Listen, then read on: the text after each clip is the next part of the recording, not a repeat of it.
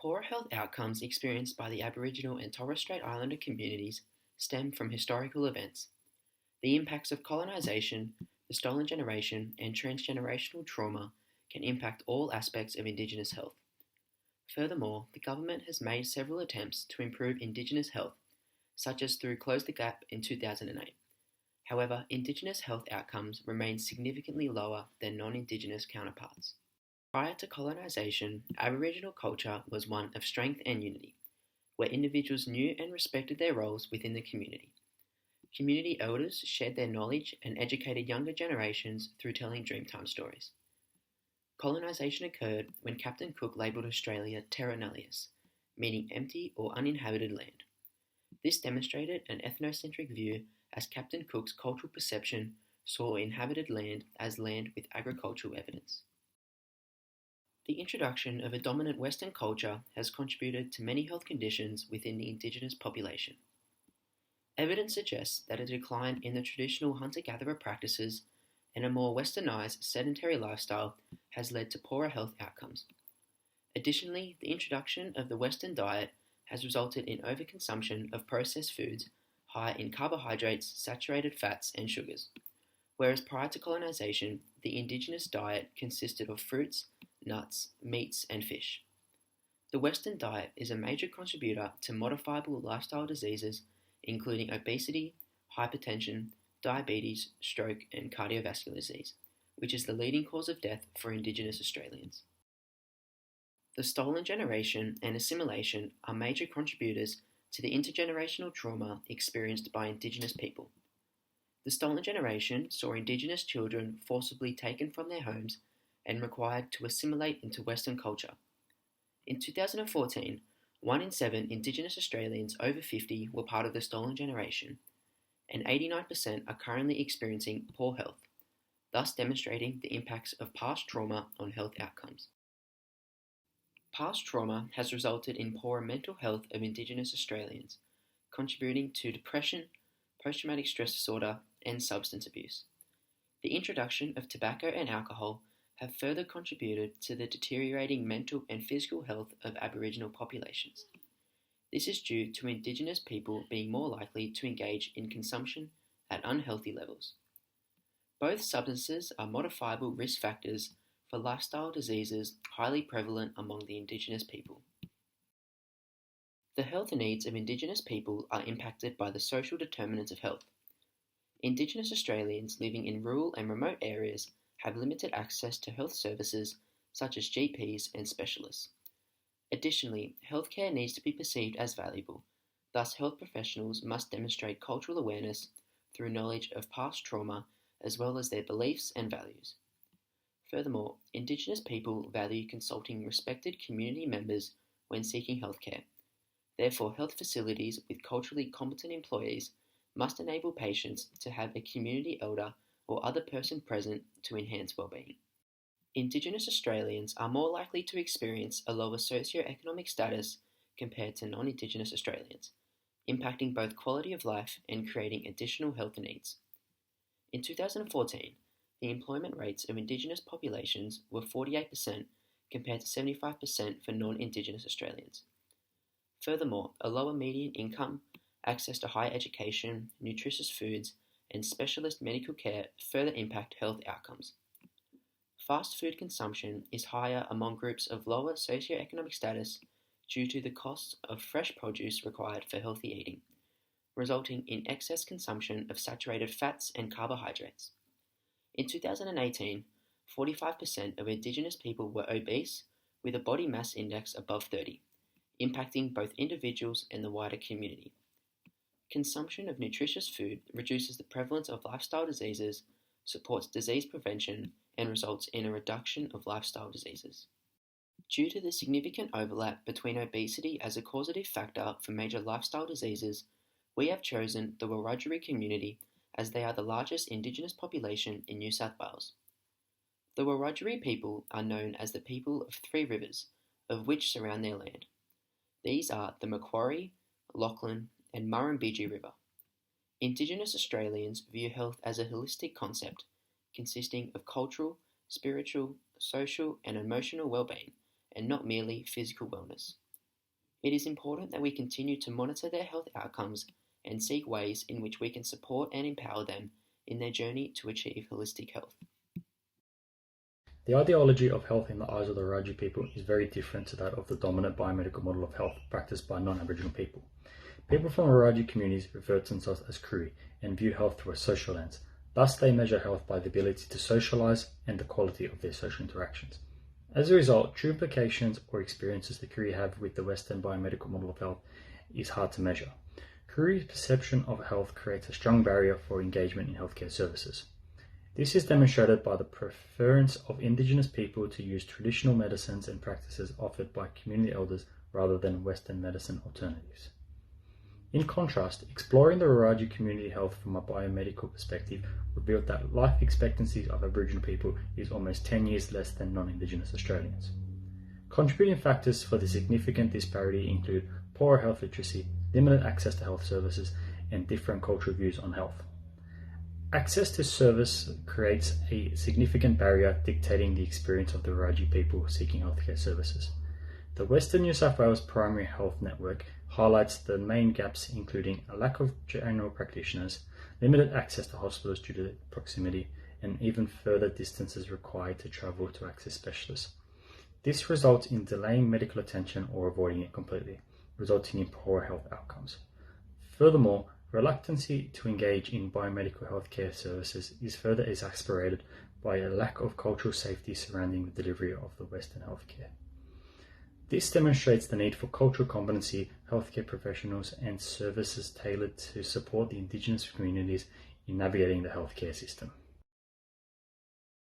There have been attempts to minimise the poor experiences of the Aboriginal people when engaging in healthcare. Since the 1970s, Aboriginal community-controlled health organisations have been introduced. They're established by non-government groups and are funded by the state and federal governments. The aim is to provide cultural awareness and outline community value, thus delivering more effective outcomes than the mainstream healthcare systems. Specific to the Wiradjuri people, the New South Wales Central Western Division of General Practice was developed in 1993. To counter cultural unawareness and poor communication skills from GPs, Aboriginal health workers were integrated into the community, aiming to break down cultural barriers by identifying healthcare needs of Aboriginal people. However, friction remained in the healthcare system, resulting in the implementation of the Wiradjuri GP Aboriginal Health Workers Project. The project broke down networking barriers by integrating significantly more Aboriginal people into the system, which allowed for enhanced communications and mutual understandings between GPs, Aboriginal health workers, and members of the local community. Ultimately, the project assessed the barriers between Aboriginal people and the GPs to provide strategies to overcome the lack of interactions. In effect, this saw the development of more clinics targeting Indigenous communities. While there was a positive setup towards closing the gap in healthcare, further action and funding are still required as the gap remains significant. Further attempts to improve health experiences of the Wiradjuri community are evident by the introduction of a 4 to 6 week cooking and nutrition program called Wiradjuri. The similarities and differences between the health experiences of the Wiradjuri tribe and the Lebanese Australian community. The differences between the Wiradjuri tribe in comparison to Lebanese Australians emphasize the uniqueness of Indigenous Australian lifestyle and experiences. Being raised as hunters and gatherers, the Wiradjuri tribe's primary source of food was usually found in the Lachlan, Macquarie, and Mummerbridge rivers in central New South Wales. Fish such as Murray cod were commonly eaten, as well as the Australian wildlife including kangaroos and emus. They also feasted on food gathered on the land, such as nuts, wattle seeds, and yam daisies. In comparison, the Lebanese diet mainly consists of native foods which are high in carbohydrates, such as bread, salads, lamb, and yogurt. Another major difference between the Wiradjuri and Lebanese communities are the country of birth, location, and population numbers. To compare, all Wiradjuri tribe members are Australian-born, while Lebanese are a combined community of both Lebanon and Australian-born. This results in differences in language, laws, and beliefs. The Lebanese typically speak in Arabic at home and English as a second language, whilst most of the Wiradjuri community speak the Wiradjuri language. The 2016 census reported that 80% of Lebanese-born speak Arabic at home and 8% speak English. The report also stated that Lebanese-born population in Australia is 57,375, with a large percentage residing in suburban Greater Sydney, including the areas of Canterbury Bankstown, Cumberland Council, Liverpool City, Bayside Council, and Strathfield Council.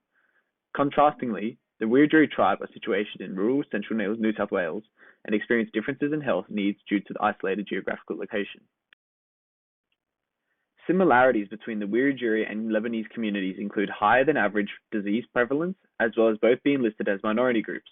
A study conducted in 2017 recorded that Lebanese-born adults residing in Australia experience higher rates of different types of cancers, such as colon and breast cancer. Another study conducted in 2009 also stated that there has been an approximate twofold increase in the prevalence of obesity among 10 to 19-year-old Lebanese adolescents. Comparatively, Indigenous Australians experience a much higher than average disease prevalence, and obesity is attributed to the consumption of foods high in salt and saturated fats. Lastly, both groups are listed as minority groups, as the population numbers of both groups are significantly less than the dominant Western population group. This is demonstrated as people of Lebanese origin are the largest single community in Australia from the Middle East. Their community forms about 1% of our total population, with 230,880 people claiming Lebanese ancestry in the 2016 census. Furthermore, the total population of Indigenous Australians is merely 3.3% of the total Australian population, which was recorded in 2016 as 798,365. Sport and exercise scientists play a vital role in meeting the health needs of minority groups. This is done through improving people's health by the delegation of a structured program tailored to their health needs. With reference to Indigenous communities such as the Wiradjuri, who are often isolated in rural areas, sport and exercise scientists would be significant in their transition into physical activity. Hence, a written program would allow them to be accountable for their health. This may involve 3 days a week of an hour exercise, depending on the individual. Furthermore, due to the health needs of cultural awareness, the scientist must be the one who understands Indigenous history and their values. This will allow the communities to be more comfortable and empowered to seek change in their lives. Occupational therapists practice under the Occupational Therapy Board of the Australian Health Practitioners Regulation Agency, better known as APRA. Competency standards are key components in the delivery of OT services. These highlight professional behaviours required to deliver safe and ethical practice. By acknowledging the 4 conceptual areas of OT: professionalism, knowledge and learning, OT process and practice, and communications, the ability to deliver cultural safe and sensitive practice is achievable. The conceptual areas will facilitate OT's ability to break down barriers in the Wiradjuri community. These include the lack of cultural awareness, lack of connection between Wiradjuri people and allied health professionals, and the overall needs of the Wiradjuri people. Our strategy introduces the Wiradjuri Wandering Wellness Wagon, a facility that provides a sense of community, culture, and connectedness to Indigenous adolescents. The aim of the Wellness Wagon is to offer a safe and fun environment where teenagers can learn and engage with peers while actively participating in health-promoting activities, working toward closing the gap. The Wiradjuri Wandering Wellness Wagon will provide a holistic approach to target the significant health issue of adolescent obesity.